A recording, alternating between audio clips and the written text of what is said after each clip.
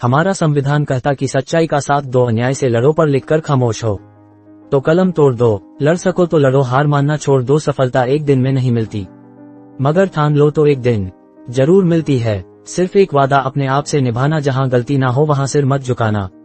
हमारे प्रथम गुरु माता पिता, जिन्होंने हमें इस जहां में लाकर चलना बोलना संस्कार पाठ पढ़ाएं। गुरु पूर्णिमा के शुभ अवसर पर उनके चरणों में कोटि कोटि प्रणाम। सबका मंगलमय हो। जय संविधान। सभी दर्शकों को गुरु पूर्णिमा की हार्दिक शुभकामनाएं। नमस्कार मित्रों, स्वागत है आपका हमारे यूपी बोर्ड ट्रिक चैनल में। आइए हम आपको एक बहुत ही शानदार लेख से अवगत कराता हूं। नेता नगरी रूपी जमात की असली चेहरा आम जनता तक जाना चाहिए। सभी साथी पूरा पढ़े, शेयर करें ताकि नेताओं की जमात का असली चेहरा सामने आए। हमें आपका विचार चाहिए। सभी दर्शकों से निवेदन है कि पूरा वीडियो जरूर देखें और कमेंट करके जरूर बताएं अपनी राय। सेवा में माननीय श्री नरेंद्र जी मोदी प्रधानमंत्री भारत सरकार, माननीय शिवराज सिंह जी चौहान मुख्यमंत्री मध्य प्रदेश महोदय। हालांकि यह शिकायत आप सबसे ही है, पर शिकायत करें तो किससे करें, पता नहीं किस आधार पर हम सारे कर्मचारियों की 2004 से पेंशन खत्म कर दी। आपको ये तो पता ही होगा कि शुरू में सांसदों और विधायकों को केवल भत्ते मिलते थे। बाद में आप लोगों ने संविधान संशोधन द्वारा खुद की पेंशन भी जारी कर ली। आप सब ने समाज सेवा के नाम पर राजनीति में प्रवेश किया था कि जन, समाज, क्षेत्र और देश का विकास करेंगे, जबकि सफल होने पर खुद के लिए तनख्वाह, भत्ते, पेंशन आदि सारी सुविधाएं जुटा ली।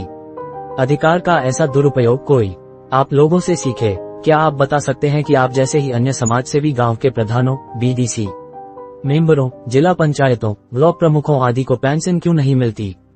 आप ये भी सोचिए कि राज्य के राज्यपाल को पेंशन नहीं मिलती, सुप्रीम कोर्ट और हाई कोर्ट के साथी को मुफ्त यात्रा का लाभ नहीं मिलता। सरकारी अधिकारियों को दी जाने वाली पेंशन कर्मचारियों और सरकार के योगदान से बने फंड से दी जाती है, अर्थात जो हम देते हैं उसी में सरकार के योगदान को मिलाकर पाते हैं। जबकि आप सभी पूर्व विधायकों और पूर्व सांसदों को उस संचित निधि से पेंशन दी जाती है जिसमें आप सबका कोई योगदान भी नहीं है। आप सबको मिलने वाली पेंशन हम करदाताओं का पैसा है।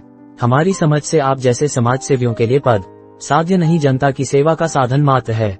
खुद पे गौर करें। आपको प्रतिमाह लगभग 1,25,000 रुपये वेतन के रूप में मिलते हैं। साथ ही आपको मुफ्त आवास, यात्रा, चिकित्सा, टेलीफोन आदि अन्य बहुत सी सुविधाएं मुहैया कराई जाती हैं। भत्ते के रूप में आपको निर्वाचन क्षेत्र, आकस्मिक खर्च, अन्य खर्चे एवं DA आदि दिया जाता है। ठीक ऐसे ही मुख्यमंत्रियों, मंत्रियों, सांसदों और विधायकों को भी मनमाने ढंग से बहुत सारी सुविधाएं दी गई हैं। आप सबने एक दिन के लिए भी बने सांसदों व विधायकों को 20,000 लगभग प्रतिमाह पेंशन तय कर लिया है, जबकि आपको भी पता है कि उन्हें किसी तरह की पेंशन की जरूरत नहीं होती। ऐसे सभी लोग अरबपति होते हैं जो सैकड़ों लोगों को नौकर रख सकते हैं, जबकि सरकारी कर्मचारियों को लंबी सेवा के बावजूद पुरानी पेंशन को समाप्त कर अंशदायी पेंशन की अनिवार्य व्यवस्था की गई है, जिसमें अब तक परिणाम जो सामने आए, किसी को 900 रुपये महीने, किसी को 1,000 रुपये परिवार चलाने के लिए नई पेंशन दी जा रही है। हमारी कटौतियां पता नहीं किस कंपनियों को जा रहा है, यह विदित नहीं है, और यह भी अंदेशा नहीं बल्कि विश्वास है कि NPS भविष्य की सबसे बड़ी घोटाला साबित होने जा रही है।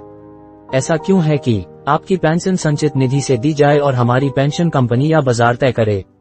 क्या ये व्यवस्था भारतीय संविधान के अनुच्छेद 14 व 21 के विपरीत नहीं है?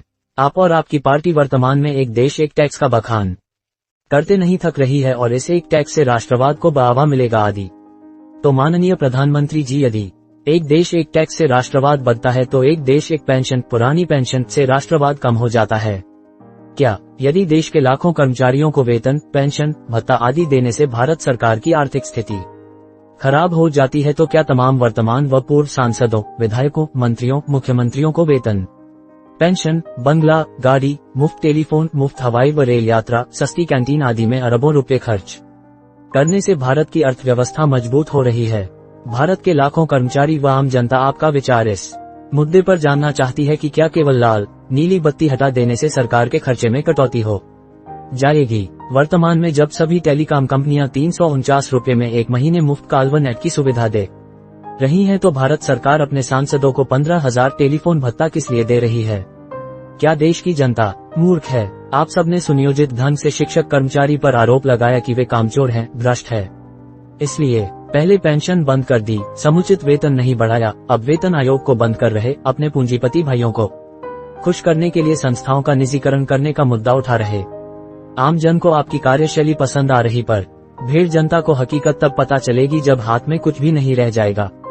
क्योंकि बुनियादी स्वास्थ्य के बिना मरीज अस्पतालों के बाहर मरे मिलेंगे और बुनियादी शिक्षा के बिना भारत जैसे देश के आधे नौनिहाल अशिक्षित रह जाएंगे। और तो और नुकसान की बात कर निजी कंपनियां बीच में स्कूल भी बंद कर देंगी, अन्यथा खून चूसती रहेंगी। क्या आप सबको पता नहीं है कि निजी संस्थानों का मूल उद्देश्य तो लाभ होता है? वे उन्हीं उद्योगों को हाथ में लेते हैं जहां लाभ अधिकतम और निश्चित हो।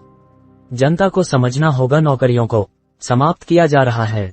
जैसे अभी प्राथमिक में अचानक 66,000 लगभग अध्यापकों को सरप्लस दिखा दिया गया। आप जैसे कुछ लोगों का मानना है कि सार्वजनिक क्षेत्र का आकार स्वतः भ्रष्टाचार में परिणत होता है, तो कैसे तमाम नॉर्डिक देशों में बड़े सार्वजनिक क्षेत्र हैं लेकिन भ्रष्टाचार कम है? ये देखने में आ रहा कि जैसी सरकार वैसा काम।